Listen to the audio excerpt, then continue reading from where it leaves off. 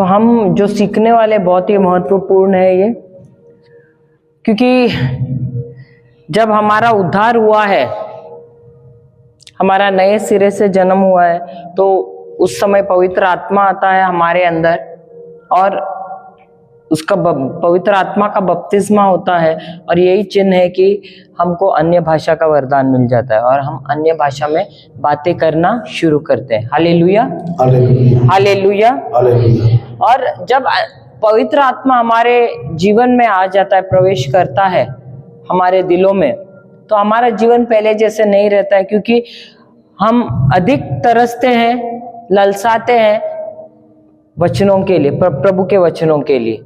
जैसे एक बालक, छोटा सा नन्हा बालक जब जन्म लेता है, एक छोटा शिशु, तो वो माँ के दूध के लिए तरसता है, उसी प्रकार ये जो वचन है, परमेश्वर का जो वचन है, ये पिता परमेश्वर का दूध है जिसके लिए हम ललसाते हैं। तो ये चिन्ह है, जब हमारा पवित्र आत्मा में बपतिस्मा होता है, हमारी भूख और बढ़ जाती है प्रभु के वचनों के लिए। हालेलुया, हालेलुया, जय यीशु, जय यीशु। तो सबसे पहले अन्य भाषा के बारे में हम सुनते हैं। मार्कुस के किताब में हम जाते हैं, अध्याय 16, मार्कुस का सुसमाचार अध्याय 16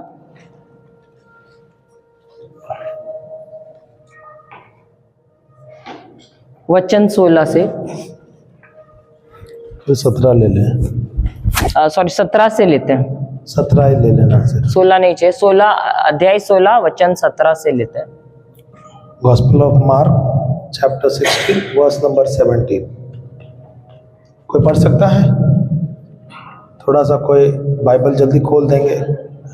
सबको बाइबल नहीं खोलना है। मार्कुस का सुसमाचार अध्याय 16 वचन 17 लिख लेना जो वचन हम दे रहे हैं आपको। मार्कुस 16 से 18 लिख लेना, पर हम आज के लिए वचन सिर्फ 17 ले रहे हैं। आगे हम सिखाएंगे 16, 17, 18 के बारे में। आज सिर्फ 17, 16, 17वां वचन कोई लिया है? जो विश्वास करेगा और बपतिस्मा ग्रहण करेगा उसे मुक्ति मिलेगी। हाँ, जो विश्वास नहीं करेगा वह दोषी ठहराया जाएगा। विश्वास करने वाले ये चमत्कार दिखाया करेंगे। वे मेरा नाम लेकर अबदूतों को निकालेंगे, नवीन भाषाएं बोलेंगे और सांपों को उठा लेंगे। यदि वे विष पिएंगे तो उससे उन्हें कोई हानि नहीं होगी। Hallelujah, hallelujah, hallelujah. तो सबसे पहले क्या कहा है?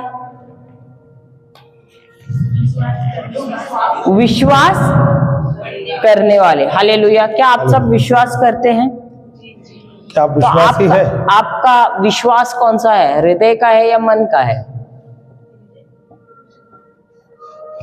दोनों में अंतर है? अंतर है? विश्वास है क्या नहीं? कौन सा विश्वास है? मन का है या हृदय का है? दोनों में अंतर क्या है? तो कैसे कह सकते हो कि आप हृदय का कर रहे हो, मन का नहीं कर रहे हो? जब क्या बोल रहे थे आप कुछ बोल रहे थे ना? मन का होता है कि इच्छा के अनुसार होता है, हृदय का होता है कि दिल से होता है। नहीं, जब मन का विश्वास है तो उसमें हमारे 5 इंद्रिय शामिल होते हैं। 5 इंद्रिय मालूम है ना? कौन से 5 इंद्रिय? आँख, नाक, जबान, अच्छा, कान, त्वचा। हालेलुया। इसका मतलब है जो दिखाई पड़ता है, जो सुनाई पड़ता है, जो कोई बोलता है, जो हम सुनते हैं, जो हमें एहसास होता है, उसके अनुसार हम चलते हैं। और विश्वास भावनाओं पर नहीं चलता है, या 5 इंद्रियों के द्वारा जो होता है उसको विश्वास नहीं कहते हैं। जब हृदय का विश्वास होता है तो वो विश्वास होता है वचनों का विश्वास। प्रभु के वचन से जो मिलता है उसका कोई प्रमाण नहीं होता है, समझ रहे हो? उसका प्रमाण सिर्फ और सिर्फ बाइबल में ही है, लिखित वचन है, लेकिन हम देख नहीं सकते हैं, हम सुन नहीं सकते हैं, यानी सुना हुआ नहीं है, लेकिन जो बाइबल में दिया गया है, जो 5 इंद्रियों द्वारा विश्वास है वो नहीं, परंतु जो बाइबल में लिखा हुआ है उसको जब हम सुनते हैं उसके द्वारा हमको ये विश्वास आता है। हम जब उस पर विश्वास देते हैं, उस पर यकीन करते हैं, तब ये विश्वास आता है। क्योंकि विश्वास का मतलब क्या है? अनदेखी चीजों का प्रमाण होना। विश्वास क्या है? अनदेखी चीजों का प्रमाण होना। अब अनदेखी चीज क्या है? अगर मैं कहूं, आपने क्या कभी प्रभु यीशु को देखा है अपनी आंखों से? नहीं देखा है, लेकिन क्या आप विश्वास करते हैं कि वो क्रूस पर मरे? कैसे? क्योंकि बाइबल में लिखा है, उसको कहते हैं विश्वास। वैसे ही यहां पर ये वचन क्या कह रहा है? विश्वास करने वाले, कौन से? मन का विश्वास नहीं, परंतु हृदय का विश्वास करने वाले। आगे पढ़ना आगे। जो विश्वास करेगा और बपतिस्मा ग्रहण करेगा उसे मुक्ति मिलेगी। फिर जो विश्वास नहीं करेगा वह दोषी ठहराया जाएगा। आगे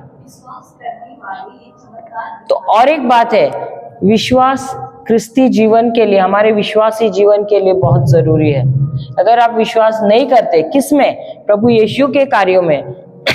अब ये कार्य क्या है कि वो मनुष्य के रूप में इस पृथ्वी पर आए, ना सिर्फ मनुष्य के रूप में आए, उनको टुकराया गया, उनको कोड़ों से मारा गया, उनको क्रूस पे टंगाया गया, वो मर गए, वो उनको दफनाया गया, तीसरे दिन वो पुनर्जीवित हुए। ये सब चीजों के लिए हमको विश्वास चाहिए, जिसका प्रमाण सिर्फ बाइबल है। हमने किसी ने अपने आंखों से देखा नहीं है, लेकिन हम विश्वास कैसे करते हैं? बाइबल में पढ़ा है, इसके लिए हम यकीन करते हैं, इसीलिए वो विश्वास है।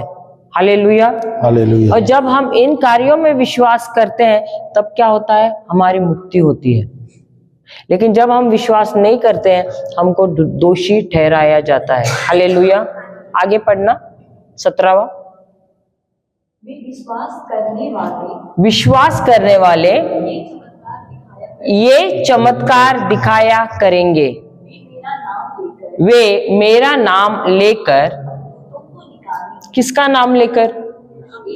यीशु का नाम लेकर अबदूतों को निकालेंगे। फिर तो नवीन भाषाएं बोलेंगे। कौन कह रहे हैं? ये खुद प्रभु यीशु कह रहे हैं। जब उनका पुनरुत्थान हो गया, अपने शिष्यों के पास आए और वे कहने लगे, जो मेरे नाम पे, जो मुझ पे विश्वास करता है, वो ना सिर्फ अबदूतों को निकालेगा, लेकिन वो नवीन भाषाओं में बोलेगा। तो हम, आप लोग नवीन भाषा में बोलते हैं? नहीं बोल रहे हैं। Hallelujah, hallelujah, hallelujah. लेकिन यहाँ यीशु कह रहे हैं, जो मुझ में विश्वास करता है वो किस में बात करेगा? नवीन भाषाओं में बात करेगा। तो नवीन भाषा में बात करना ये हमारा जन्मसिद्ध अधिकार है, क्योंकि हमारी वाचा किसके साथ है? प्रभु यीशु के साथ है। प्रभु यीशु ने अपना लहू बहाया है और उसके द्वारा उन्होंने पिता परमेश्वर के साथ वाचा बनाई है हमारे लिए, और उस वाचा के द्वारा अन्य भाषा में बात करना हमारा अधिकार है। हालेलुया। और यदि आप नहीं बात कर रहे हैं, इसका मतलब आप विश्वास नहीं कर रहे हैं, या आपको इसका ज्ञान नहीं था। हालेलुया। क्योंकि अगर प्रभु यीशु बोल रहे हैं तो हमको अन्य भाषा में बोलना जरूरी है। Hallelujah, hallelujah. आगे क्या दिया हुआ है? अब सांपों को उठा लेंगे। इसका ये मतलब नहीं कि जहां सांप देखा उठा लिया, नहीं। इसका मतलब है कई गलती से भी सांपों को उठा लेंगे, और यदि वे, अभी सांप, कभी गलती से आपने पैर भी रखा सांप पर और उसने आपको डसा भी, तो आपको उसका कोई भी उसकी हानि नहीं, वो हानि नहीं पहुंचाएगा उसका जहर। अगर आप विष भी पी लेंगे, इसका ये मतलब है किसी ने तंत्र मंत्र भी किया आपके ऊपर, या आपको कुछ खिलाया गलत, तो आपको उसका कोई असर नहीं होगा। क्यों? क्योंकि आप प्रभु यीशु में विश्वास करते हैं। प्रभु यीशु में विश्वास करना यानी उनके कार्यों में आप विश्वास करते हैं। हालेलुया। आगे अभी मैं कह सकती हूं कि आप सबके पास हाथ नहीं है,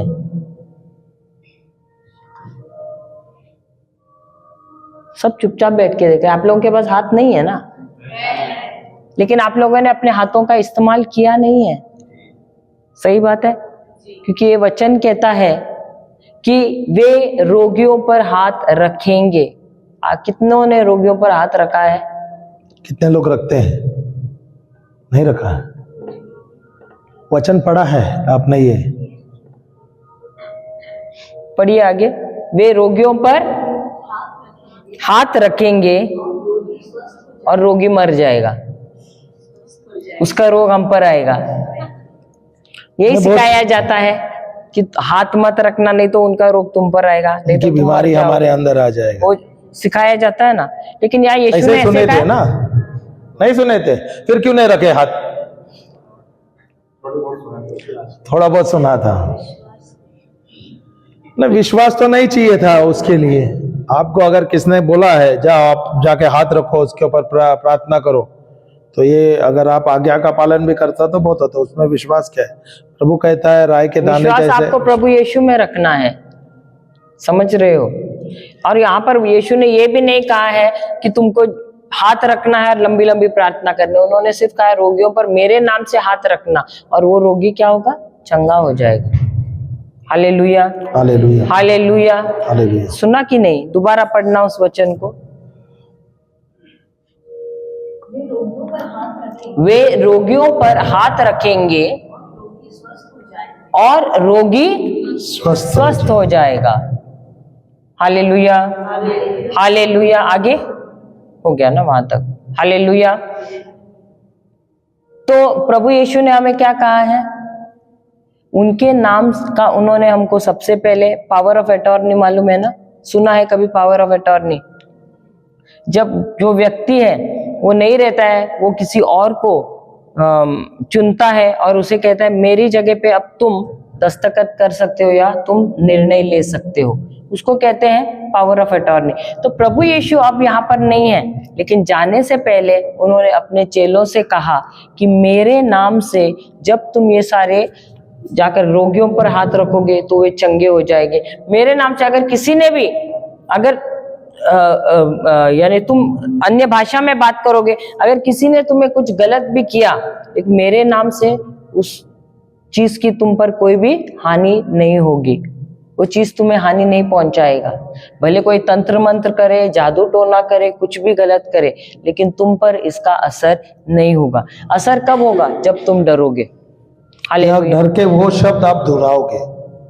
होता है ना, आप लोग रहते हैं, आस पड़ोस में कोई कुछ गलत करता है तो बोला जाता है अरे मेरे पड़ोसी ने कुछ मेरे ऊपर किया है, बोलते हैं कि नहीं? वो जो करता है उसका कुछ असर नहीं होगा, पर जब आप वो शब्द लेते हैं और ये बार बार आप दोहराते हैं कि अरे उस व्यक्ति ने मेरे जीवन में कुछ किया है, लगता है मेरे जीवन में, मेरे परिवार में तांत्रिक शक्ति किया है, तांत्रिक का जादू किया है, तब वो असर करता है। उसके द्वारा नहीं हुआ, वो आपके शब्द के द्वारा आपके जीवन में नाश आपके डर के वजह से। क्योंकि जब आपने शब्द बोला, भले वो उन्होंने कुछ भी किया है, वो असर नहीं करेगा जब तक आप शब्द नहीं बोलोगे। आपने ये शब्द बोला, आपने अपने जीवन में डर लाया, अपने परिवार में डर लाया। और डर क्या है? आत्मा है जो आपको हानि पहुंचाता है। तो डर आता है शैतान से। डर एक आत्मा है जो नाश करने के लिए है, क्योंकि हम प्रभु के साथ है और प्रभु ने हमें विश्वास दिया है, और ये विश्वास का आत्मा जो हमारे अंदर है, उसके द्वारा हम हमारा जो जीवन है ये विजयी जीवन जीना है। सही है? क्योंकि हमें समझ नहीं था, इसका ज्ञान नहीं था, इसलिए अब तक शैतान हमें पीट रहा था।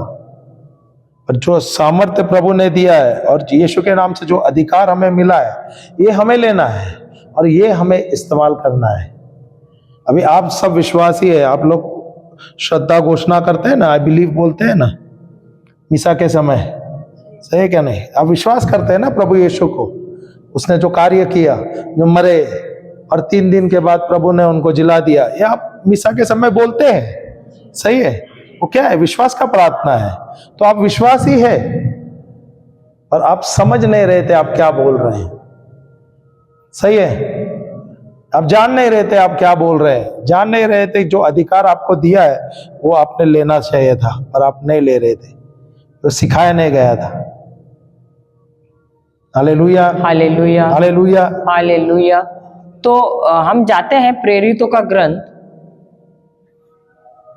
अध्याय 2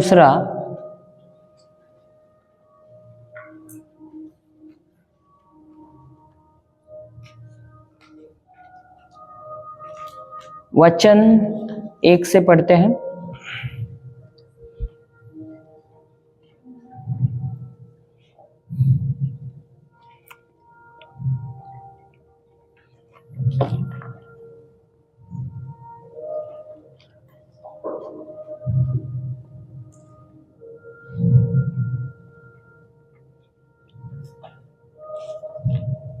पढ़िए। जब पेंटेकोस्त का दिन आया, जब पेंटेकोस्ट का दिन आया, सब शिष्य एक स्थान पर इकट्ठे थे। सब शिष्य एक स्थान पर इकट्ठे हुए। अब प्रभु यीशु मरकर जिंदा हुए और स्वर्ग जाने से पहले वो क्या कहते हैं उनके शिष्यों को कि तुम जाकर यरूशलेम वापस लौटो और वहां पर तुम एक कमरे में इकट्ठा हो जाओ और प्रार्थना करते रहो। सही बात है। और मैं तुम्हारे लिए एक मददगार भेजूंगा। हालेलुया। क्या प्रभु यीशु ने मददगार भेजने की उनको वादा किया था कि वो मददगार भेजेंगे करके? जब जिंदा थे तभी किया था ना, हाँ या नहीं?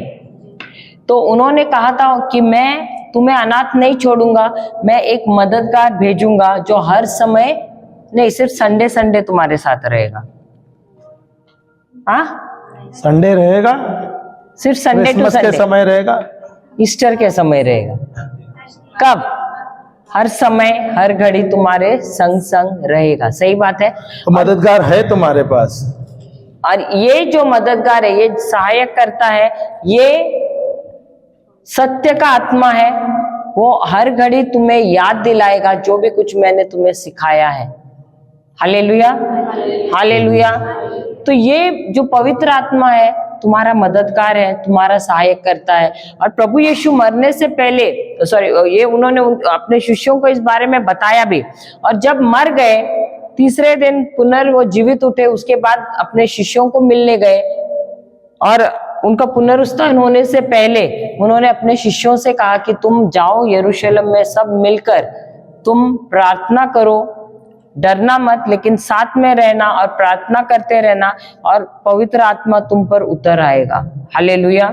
और यहाँ पर हम देख रहे हैं प्रेरितों के ग्रंथ में अध्याय 2 में हम देख रहे हैं कि ये सारे शिष्य जो उनके चेले थे और 120 और शिष्य मिलके, सब 120 थे, माता मरियम भी थी वहां पर, ये सब मिलके ये वहां पर प्रार्थना कर रहे ऊपरी कमरे में। अब फिर क्या होता है देखिए। तो अचानक आंधी जैसे आवाज, ये अचानक ये शब्द आप लोगों ने सुना होगा पहले भी। तो ये अचानक कब आता है? जब हमारे जीवन में नकारात्मक स्थितियां होती है। सही बात है। अरे अचानक एक्सीडेंट हो गया, अचानक बीमार पड़ गई, सुना है ऐसा? लेकिन यहाँ पर प्रेरितों के ग्रंथ में जब हम सुन रहे अचानक, यहाँ कोई बुरा चीज के लिए कहा गया है, ये वर्णन किया है, या अच्छे चीज के लिए? तो अचानक क्या हुआ? एक आंधी जैसी आवाज सुनाई पड़ी, फिर आकाश से सुनाई पड़ी, फिर और सारा घर जहां वे बैठे हुए थे गूंज उठा।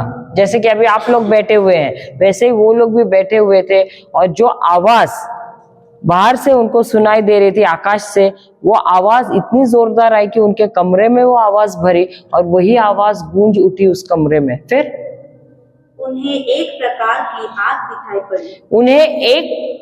एक प्रकार की आग दिखाई पड़ी जो जीभों में विभाजित होकर उनमें हर एक के ऊपर आकर ठहर गई। फिर तो हर एक के ऊपर, सर के ऊपर वो आग जो है जीभ की लपटे जैसी थी, हर एक के सर के ऊपर जाकर बैठ गई। फिर वे सब पवित्र आत्मा से परिपूर्ण हो गए और पवित्र आत्मा द्वारा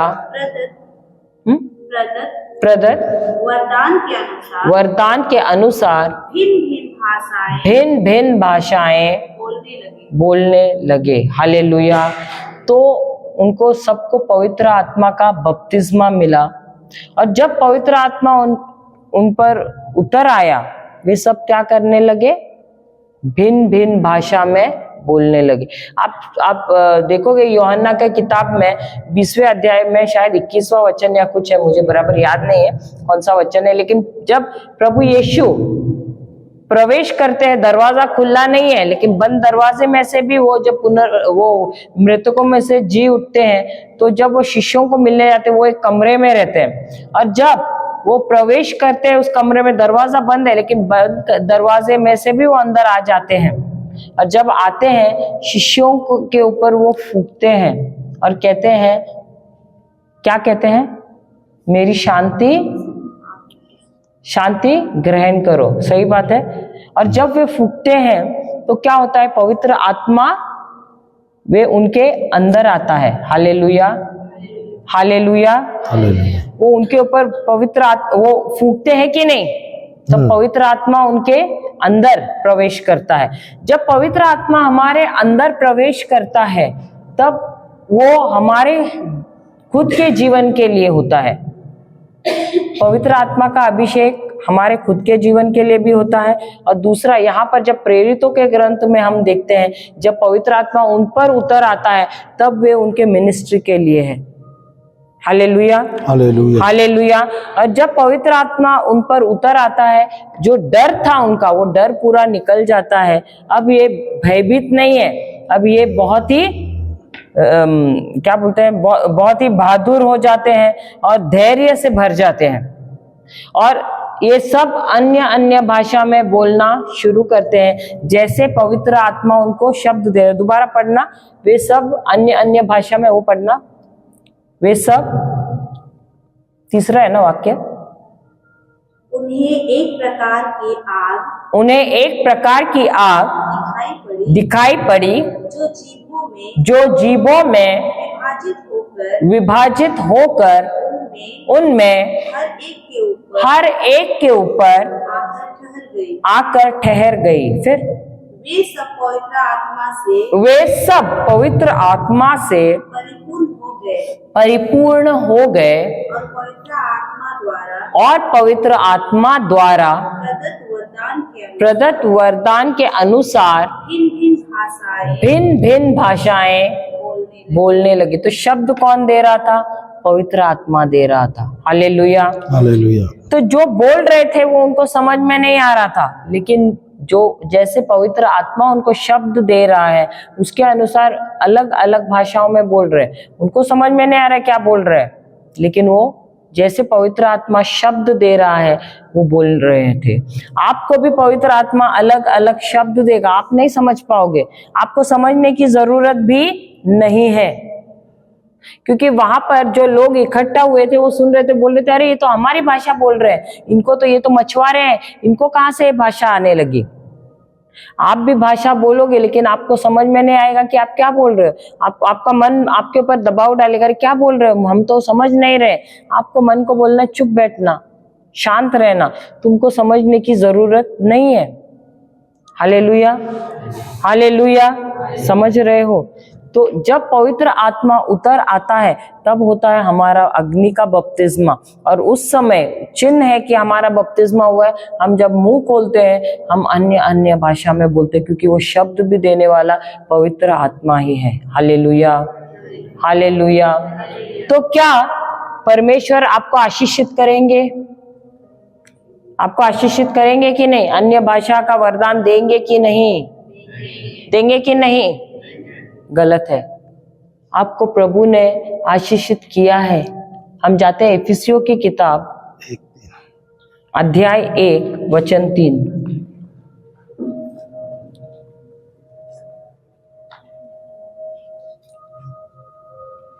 इफिसियों अध्याय 1 वचन 3।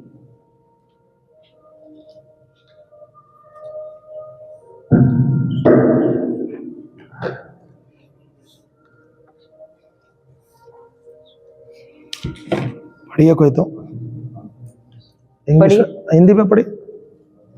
एफिशियंस 1:3। धन्य है हमारे प्रभु ईसा मसीह का ईश्वर और पिता, उसने मसीह द्वारा हम लोगों को स्वर्ग के हर प्रकार के कुछ प्रकार के स्वर्ग के कुछ प्रकार के स्वर्ग के कुछ प्रकार के कुछ प्रकार के क्या सब प्रकार के या हर प्रकार के, तो हर प्रकार के प्रदान करने वाले हैं क्या कर दिए हैं? आप लोग क्या बोल रहे थे? आप लोग करने वाले हैं या देने वाले हैं ऐसे बोल रहे थे। तो यहाँ पर क्या लिखा है? क्या प्रभु ने हमें आशीर्वादित किया है क्या नहीं? दिया है क्या नहीं?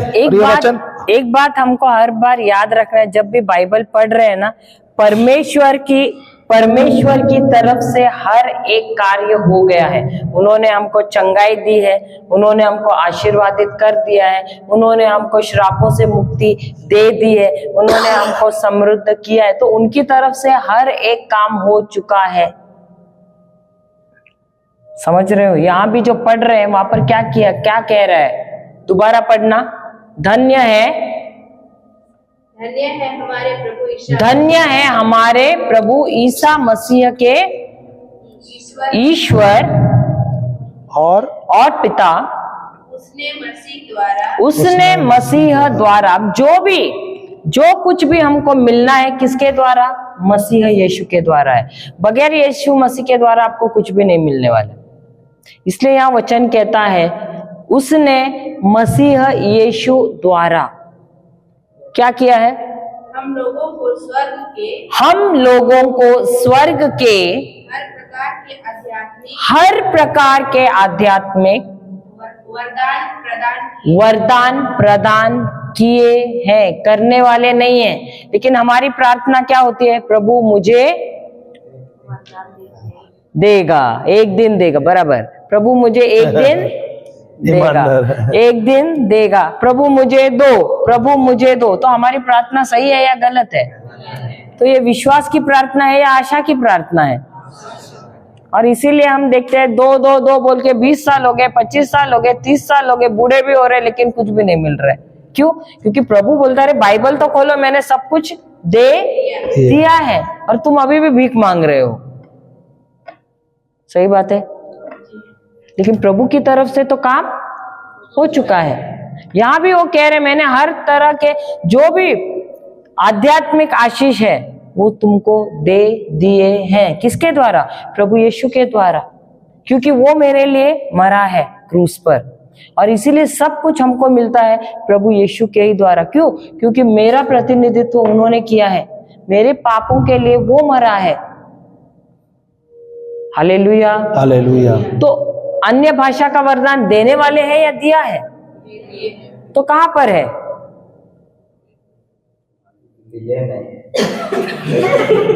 क्या बोले? लिए नहीं दिया है तो लिए नहीं, ऑलरेडी है हमारे, तो लेना क्या है? लिए नहीं है बोला तो अभी दिए हैं और हमने लिया नहीं, ऐसा कुछ नहीं होगा। हमें दिया गया है, दिया है, लेकिन पर वो कहां पर है? सही, उन्होंने क्या दिया है, लेकिन हमने क्या किया? उसका इस्तेमाल किया नहीं है, उसको एक्टिवेट किया नहीं है, क्रियाशील नहीं, उसको क्रियाशील नहीं किया है। और इसीलिए हमको अभी तक पता ही नहीं है। क्यों? क्योंकि बाइबल खोल के सीखा ही नहीं है, देखा ही नहीं है कि क्या हमको मिला है।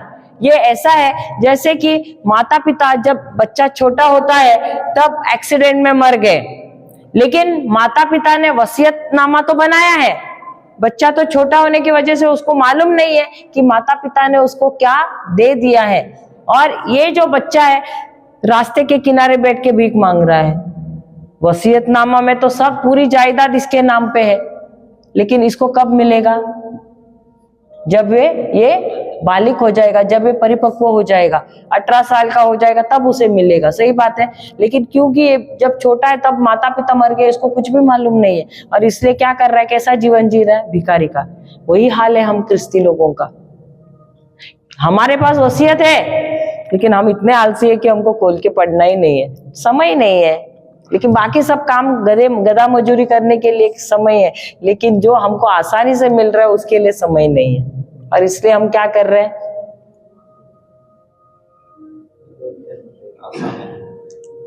भीख मांग रहे हैं। आशा में क्या भीख मांग रहे हैं? आशा तो है, भीख ही मांग रहे हैं फिर हम। सही बात है। कर रहे हैं क्या प्रभु देने वाला है, एक दिन देगा प्रभु, जरूर देगा। सही बात है। हालेलुया। पता नहीं वो एक दिन कब आएगा, मरने के बाद फिर स्वर्ग में जाके बोलेगा, हे प्रभु आपने सब दिया था और हमने नहीं देखा। Hallelujah, hallelujah. आपके जैसे हम भी थे, हमको भी मालूम नहीं था, लेकिन जब बाइबल खोला और देखा कि प्रभु ने सब कुछ तो दे दिया है। अगर उनको देना नहीं था तो फिर क्यों क्रूस पे मरे, हमारी जगह क्यों ली? देना था इसीलिए ना, जो शैतान ने छीना है वो उससे वापस लेकर हमको देना है, इसीलिए तो क्रूस पे मरे ना। अब उत्पत्ति में जाओगे, वहां पर लिख लेना बस 2:1-3। वहां पर जब परमेश्वर ने 6 दिन में सारी सृष्टि को रचा, वहां पर जानवरों को रचा, जो भी उसमें चीज है उसमें रचा। 6ठे दिन में प्रभु ने मनुष्यों का रचा और उस पर अधिकार इस पृथ्वी का उन्होंने दे दिया। 7वें दिन में उन्होंने आराम कर लिया। उसके बाद से प्रभु कुछ नया करने वाला नहीं है। जो भी करना है मुझे और आपको करना है। सही है। अभी वो गलती जो आदम ने किया था, आदम ने किया था, ओके, वही उसके यीशु के द्वारा हम हर एक श्राप से, हर एक बंधनों से मुक्त कर दिया। और जो आदम की गलती के द्वारा हमसे छीना गया था, यीशु के द्वारा हमें सब कुछ मिला है, और ये आशीष भी हमें मिला है। अभी ये कहां पर है, कहां पर है? हमारे आत्मा के अंदर है। हमने दोपहर में सीखा था ना, हम तृतीय जीव है, तो हमारे आत्मा के अंदर ये शायद हमने सीखा भी। 2 पेत्रस 1:3 में हमने ये भी सीखा, जो कुछ हमको चाहिए सब कुछ प्रभु ने हमें दे दिया है। और ये हम जानेंगे कैसे? निकालो दोबारा अभी वो देखो, 2 पेत्रस का 2 पत्र, 1 अध्याय, वचन 3 पढ़ना। सिर्फ लिख लेना। अब बाकी कोई है तो लिख लेना, बाइबल में मत जाना, खाली सुन लेना। कोई व्यक्ति पढ़ेगा तो अच्छा होगा। 1 अध्याय, 2 पेत्रस 1 अध्याय वचन 3, दूसरे से पढ़ना।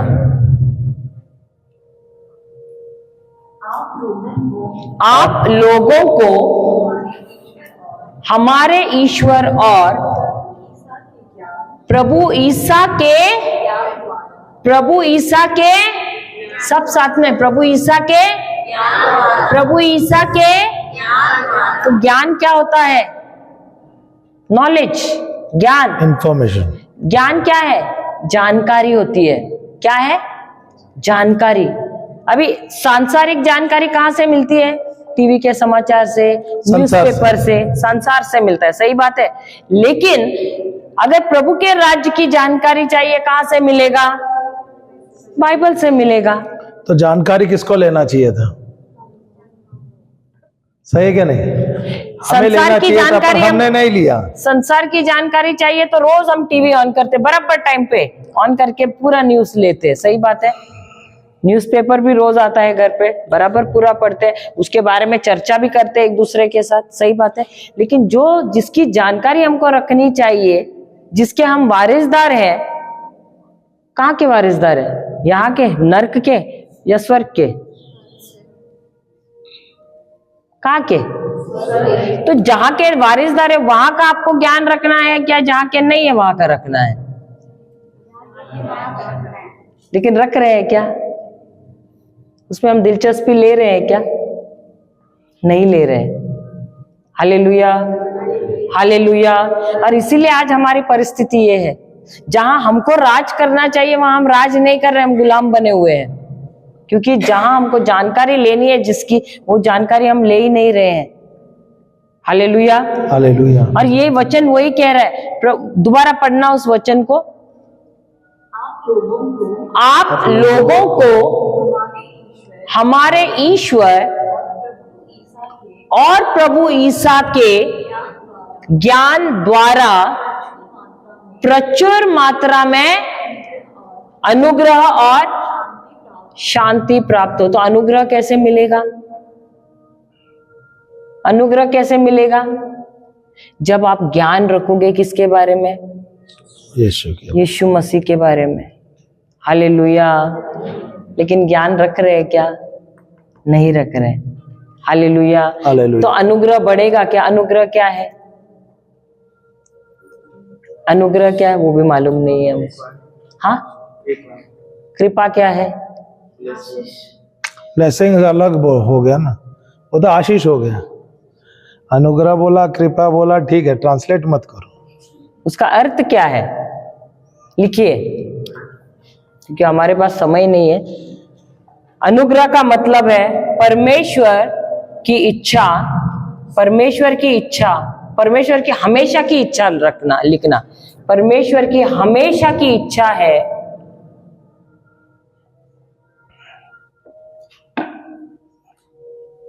कि वह हमारे द्वारा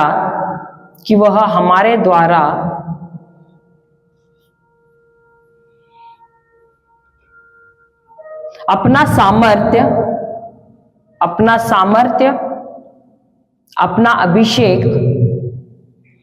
सामर्थ्य, अपना अभिषेक, अपनी काबिलियत,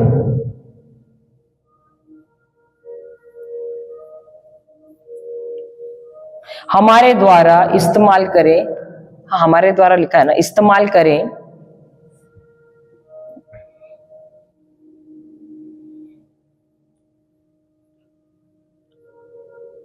उनके जैसे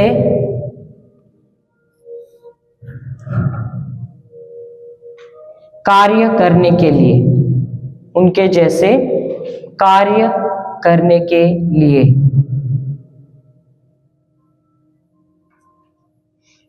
इसको कहते हैं परमेश्वर का अनुग्रह, उसे कहते हैं परमेश्वर का अनुग्रह। तो अनुग्रह का मतलब है परमेश्वर की हमेशा की इच्छा है। ये बात हमेशा याद रखना है। परमेश्वर की तरफ से उनकी हमेशा की इच्छा है कि वह हमारे द्वारा अपना सामर्थ्य, अपना अभिषेक, अपनी काबिलियत इस्तेमाल करें ताकि हम उनके जैसे कार्य करें। जैसे प्रभु यीशु ने मृतकों, जो मरे हुए थे, उनको जिंदा किया, वो चाहते कि हम भी वैसे ही करें, और वो सामर्थ्य उन्होंने हमें दिया है। हम रोगियों को जाकर उन पर हाथ रखे, उनको चंगाई प्रदान करें, ये भी उनकी इच्छा है। लेकिन क्या हम इस्तेमाल कर रहे हैं? हमको ज्ञान ही नहीं है, इसलिए इस्तेमाल नहीं कर रहे। तो ज्ञान कहाँ से, अनुग्रह कैसे बढ़ेगा? जितना आपका ज्ञान बढ़ेगा प्रभु के वचन में, उतना अनुग्रह बढ़ेगा। अनुग्रह क्या है? परमेश्वर की हमेशा की इच्छा है कि वह अपना अभिषेक, अपना सामर्थ्य, अपनी काबिलियत हमारे द्वारा इस्तेमाल करे ताकि हम उनके जैसे कार्य करें और वैसे ही परिणाम लाए। उसी को कहते हैं अनुग्रह। ये सामर्थ्य हमारे अंदर डाला है, ये काबिलियत हमारे अंदर डाली है, लेकिन क्या हम इस्तेमाल कर रहे हैं? नहीं, क्योंकि ज्ञान नहीं है। लेकिन प्रभु कहते हैं ये अनुग्रह बढ़ सकता है। जितना आप बाइबल का ज्ञान में बढ़ोगे, जितना आप वचनों का ज्ञान में बढ़ोगे, उतना ही अनुग्रह आपके जीवन में बढ़ेगा, उतना ही सामर्थ्यवान जीवन आप जियोगे। Hallelujah, hallelujah. आगे पढ़ना, तीसरा। उनके ईश्वरीय सामर्थ्य ने हमें वो सब कुछ प्रदान किया है जो भक्तिमय जीवन के लिए आवश्यक है। तो और हमको उनका ज्ञान प्राप्त करने योग्य, तो हमको उनका ज्ञान प्राप्त करने योग्य बनाया है कि नहीं? तो अगर हम ज्ञान प्राप्त नहीं कर रहे, गलती किसकी है? ईश्वर की है या हमारी है? इसका मतलब सबको सब पढ़े लिखे है कि नहीं? एटलीस्ट पढ़ना तो आता होगा।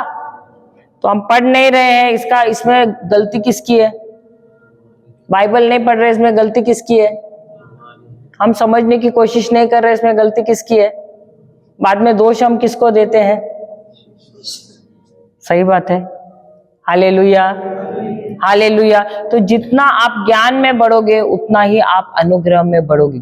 कौन से? संसारी ज्ञान नहीं, ईश्वरीय ज्ञान में, वचन के ज्ञान में बढ़ोगे, उतना ही आप अनुग्रह में बढ़ोगे, उतना ही आप सामर्थ्यवान बनोगे ईश्वरीय राज्य में। Hallelujah, hallelujah, hallelujah. तो परमेश्वर ने जो कुछ हमको चाहिए यहाँ पर जीने के लिए, भक्तिमय जीवन, वो सारी चीजें हमें दे दी है। और ये सब कहाँ पर है? हमारी आत्मा में है, सब कुछ जमा किया है। Hallelujah, hallelujah. जय यीशु, जय यीशु। या अन्य भाषा का वरदान भी उसमें शामिल है, या अन्य भाषा का वरदान भी प्रभु ने हमको दिया है, लेकिन उसको हमको क्या करना है? क्रियाशील करना है। Hallelujah, hallelujah. अब ये जो अन्य भाषा है, इसके काफी फायदे हैं। Hallelujah, hallelujah. जैसे आपके पास मोबाइल है और आप उसमें सिम कार्ड डालते हैं, उसको एक्टिवेट करना होता है क्या? नहीं। तो आप कॉल करते हैं और उसको एक्टिवेशन के लिए पूछते हैं, तो बोलते हैं थोड़ी देर के बाद या 1-2 घंटे के बाद एक्टिवेट हो जाता है। होता है क्या? नहीं। तो क्या वो एक्टिवेशन है क्या? नहीं उसके अंदर। हाँ, वैसे हमारे जीवन में भी ये जो अन्य भाषा का वरदान प्रभु ने दिया हुआ है। हालेलुया। एक छोटा सा बच्चा, एक 10 महीना 1 साल का बच्चा जो है, वो जब बात करता है, कभी आपने देखा है वो स्पष्ट हिंदी बोलता है या आपका भाषा बोलता है? ऐसा होता है क्या? वो शुरुआत जब वो बात करता है तो कैसा करता है? तोतलाता है या एक एक शब्द बोलता है? माँ माँ माँ माँ माँ, दा दा दा, ऐसे बोलता है ना। 8 महीने का बच्चा, 10 महीने का बच्चा। पर उसका भाषा कौन समझता है? उसकी मम्मी समझती है। तो पूछती है ना, अरे बच्चा तुझे भूख लगा है क्या? तूने पेशाब किया है क्या? तेरे पेट में दर्द है क्या? माँ को समझ है क्या? नहीं। हाँ, वैसे जब हम अन्य भाषा में बात करते हैं तो हमारे जो स्वर्गीय पिता है, वो हमारे माता पिता है, उनको हमारा भाषा समझ आता है। ईश्वर का भाषा है। और ये अच्छी बात है कि ये भाषा जब आप प्रार्थना करते हो, ये भाषा में आप बोलते हो, ये भाषा शैतान नहीं समझता। इसलिए अन्य भाषा में प्रार्थना करना बहुत जरूरी है। जब आप प्रार्थना करते हो, आप अपना समस्या बोलते हो क्या? नहीं। तो आप अपने भाषा में करते हो ना, तो आप देखते हो बहुत बार आप जब प्रार्थना करते हो, आपका प्रार्थना रुका रहता है, रुकावट आ जाती है। सही है क्या? नहीं आती है क्या? नहीं आती? नींद आती है, नींद आती है कि नहीं? हालेलुया। और अचानक अरे चूल्हे पे लगता है कुछ तो रखा है, अरे दरवाजे पे लगता है कोई तो है। सही बात है, आप लोग के यहाँ पर नहीं होता है। और आप अन्य भाषा में जब आप प्रार्थना करोगे, ये भाषा शैतान को नहीं समझता। और ये अच्छी बात है, ये प्रार्थना आप कभी भी कर सकते हो।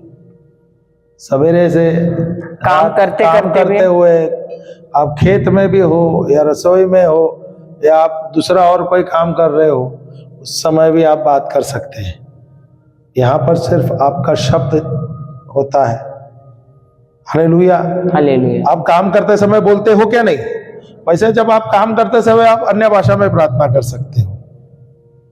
Hallelujah, hallelujah. इसके काफी सारे फायदे हैं, हम हो सके तो कल दे देंगे। 100 से अधिक फायदे हैं। कुछ फायदे हम लिखवा देंगे 1-2 दिन में, जैसा सेशंस हो जाएगा। एक ही बात ध्यान देना है, यहाँ पर परमेश्वर आत्मा है और हम कौन है? हम कौन है? आज ही तो सीखे थे, हम कौन है? हम आत्मा है ना। क्या अभी भी फिर सिखाना पड़ेगा? हम भी आत्मा है ना। तो परमेश्वर से हमें बात करना है तो कैसे है? आत्मा से आत्मा ना। तो ये आत्मिक बात है, ये आत्मिक भाषा है जो हमें लेना है। तो यहाँ पर मन का कोई काम नहीं है, ये बात समझना है। आपको हर बार जब आप ये अन्य भाषा में बात करना या आप शुरू करोगे, हालेलुया से शुरू करेंगे, हालेलुया बोलते बोलते तेज जब आप बोलते हो तो जबान आपका लड़खड़ाएगा, ला ला ला ला ब्ला ब्ला ब्ला ब्ला। शुरुआत से एक शब्द होगा, दो होगा, कोई कोई वाक्य में बोल सकते हैं, अलग शब्द बोलेंगे तो आपका मन आपको गलत सोच लाएगा, क्या मैं सही बोल रहा हूँ, क्या मैं अन्य भाषा में प्रार्थना कर रहा हूँ।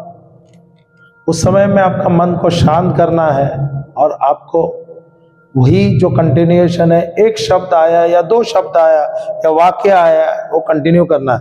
हालेलुया से शुरू होता है। जब आपका जबान लड़खड़ाएंगे तो आप हालेलुया पे मत जाइए, बहुत बार मिस्टेक करते हैं, दोबारा हम हालेलुया में जाते हैं। आपका जबान लड़खड़ाएगा या एक शब्द निकलेगा तो इसमें कंटिन्यूएशन कर लीजिए, हालेलुया। और धीरे धीरे जैसे आप प्रैक्टिस करोगे वैसे ही आपका शब्द और निकलेगा और भाषा आपको स्पष्ट हो जाएगा। Hallelujah hallelujah. हम जाते हैं रोमियो की किताब अध्याय 10 वचन 9।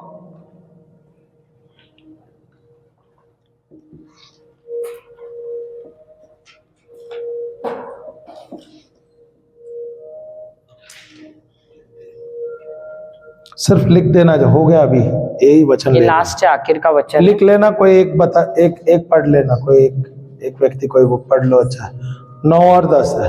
हाँ, यदि तुम अपने मुंह से यीशु को प्रभु जानकर अंगीकार करे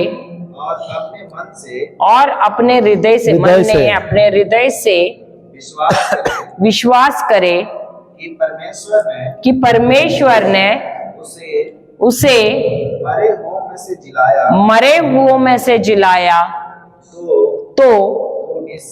तो निश्चय ही उद्धार पाएगा। सबसे पहले क्या करना है? मुंह खोलना है और क्या अंगीकार करना है कि यीशु कौन है? यीशु कौन है? यीशु मसीह कोई है सुन ना? नहीं रहा था, सुन नहीं रहे थे, क्या बोल रहे थे? यीशु कौन है? पढ़िए दोबारा 9वां वचन और सब साथ में बोलिए उनके। और वहां पर जो ट्रांसलेशन है वो एक शब्द में थोड़ा करेक्शन करना है, क्योंकि मन नहीं है, हृदय। हृदय है, इंग्लिश में हृदय है। पढ़िए कोई तो। यदि तुम, सब साथ में बोलो। यदि तुम अपने मुंह से यीशु को प्रभु जानकर अंगीकार करे। क्या करना है? यीशु को प्रभु जानकर अंगीकार करना है। फिर और अपने हृदय से विश्वास करे कि परमेश्वर ने उसे मरे हुओं में से जिलाया तो तू निश्चय ही उद्धार पाएगा। तो उद्धार कैसे मिलता है? जब तुम मुंह से कबूल करते हो कि यीशु कौन है? यीशु कौन है? प्रभु या मसीह है। और हृदय से क्या विश्वास करना है कि ईश्वर ने उसे मृतकों में से जिलाया है। क्या क्या अंगीकार करना है? अंगीकार क्या करना है कि यीशु कौन है? यीशु कौन है? यीशु कौन है? कौन है? हाँ, तो मैं पूछ रही हूँ, यीशु कौन है? प्रभु है। और हृदय से क्या करना है? विश्वास करना है। मुंह से अंगीकार करना है कि यीशु प्रभु है और हृदय से विश्वास करना है कि ईश्वर ने उसे मृतकों में से पुनर्जीवित किया है। हालेलुया। सब खड़े रहिए, खड़े रहिए।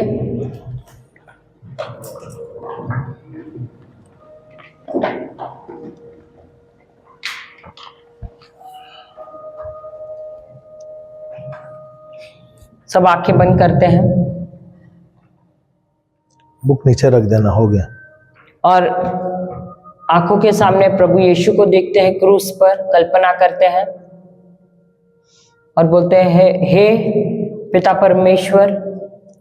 बोलिए सब साथ में, हे पिता परमेश्वर। हे पिता परमेश्वर, सबसे पहले सबसे पहले हम अपने सारे पापों के लिए सारे पापों के लिए आपसे क्षमा मांगते हैं। क्षमा मांगते हैं। जो भी पाप हमने अपने विचारों में, अपने शब्दों में, अपने कार्यों में किए हैं, उसके लिए दिल से क्षमा मांगते हैं। हे पिता परमेश्वर, वचन कहता है कि प्रभु यीशु इस पृथ्वी पर मनुष्य के रूप में आए, माता मरियम के गर्भ से। मुंह खोल के बोले, वे मनुष्य रूप में आए, उन्हें ठुकराया गया, उन्हें कांटों का मुकुट डाला गया, उन्हें कोड़ों से मारा गया, क्रूस पर चढ़ाया गया, वे मर गए, उन्हें दफनाया गया, तीसरे दिन वे पुनर्जीवित हुए और पिता परमेश्वर ने उन्हें मृतकों में से पुनर्जीवित किया और वे स्वर्गीय स्थानों में बैठे हैं, हमारे लिए मध्यस्थ कर रहे हैं। हे प्रभु यीशु, आप मेरे दिल में आइए, मेरे दिल के राजा बनिए। आज मैं ऐलान करती हूँ कि आप ही मेरे जीवन के ईश्वर है, प्रभु है और मसीह है। मेरा और कोई प्रभु नहीं है। आप ही मेरे प्रभु है, ईश्वर है, मसीह है। धन्यवाद प्रभु यीशु। सब नहीं, हम सब हाथ पकड़ेंगे, एक दूसरे का हाथ पकड़ेंगे। हाथ पकड़िए, एक चेन बनाएंगे, चलेगा, जो भी है जितना है चल जाएगा। हाँ, वहां पे चलेगा। हाँ, अब सब आंखें बंद कीजिए और बोलिए, प्रभु यीशु का आत्मा मुझ पर है, प्रभु यीशु का आत्मा मुझ पर। प्रभु यीशु ने मुझे अभिषेक किया है। प्रभु यीशु का आत्मा मुझ पर है। प्रभु यीशु ने मुझे अभिषेक किया है। पूरे हृदय से बोलिए, प्रभु यीशु का आत्मा मुझ पर है, प्रभु यीशु ने मुझे अभिषेक किया है। प्रभु यीशु का आत्मा मुझ पर है, प्रभु यीशु ने मुझे अभिषेक किया है। प्रभु यीशु का आत्मा मुझ पर है, प्रभु यीशु ने मुझे अभिषेक किया है। प्रभु यीशु का आत्मा मुझ पर है, प्रभु यीशु ने मुझे अभिषेक किया। प्रभु यीशु का आत्मा मुझ पर है, प्रभु यीशु ने मुझे अभिषेक किया। प्रभु यीशु का आत्मा मुझ पर है, प्रभु यीशु ने मुझे अभिषेक किया। प्रभु यीशु का आत्मा मुझ पर है, प्रभु यीशु ने मुझे अभिषेक किया। प्रभु यीशु का आत्मा मुझ पर है, प्रभु यीशु ने मुझे अभिषेक किया। प्रभु यीशु का आत्मा मुझ पर है, प्रभु यीशु ने मुझे अभिषेक किया। प्रभु यीशु का आत्मा मुझ पर है, प्रभु यीशु ने मुझे अभिषेक किया। प्रभु यीशु का आत्मा मुझ पर है, प्रभु यीशु ने मुझे अभिषेक किया। प्रभु यीशु का आत्मा मुझ पर है, प्रभु यीशु ने मुझे अभिषेक किया।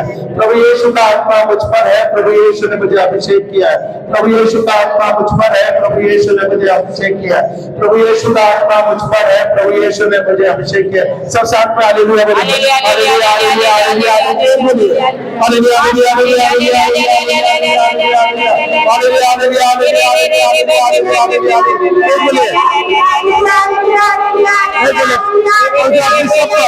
पवित्र अग्नि सब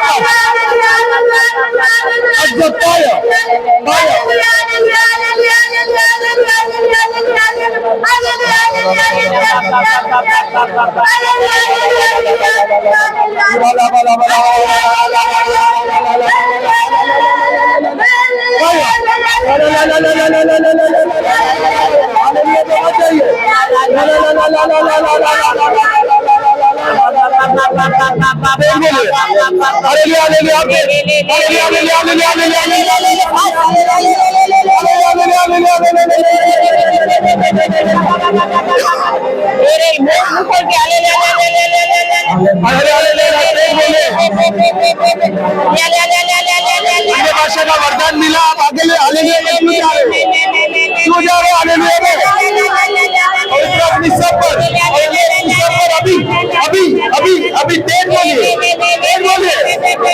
hallelujah, hallelujah, hallelujah, hallelujah. Touch the fire, touch the fire, touch the fire, touch the fire. पवित्र आत्मा सब पर अभी अन्य भाषाएं सब पे हालेलुया हालेलुया हालेलुया हालेलुया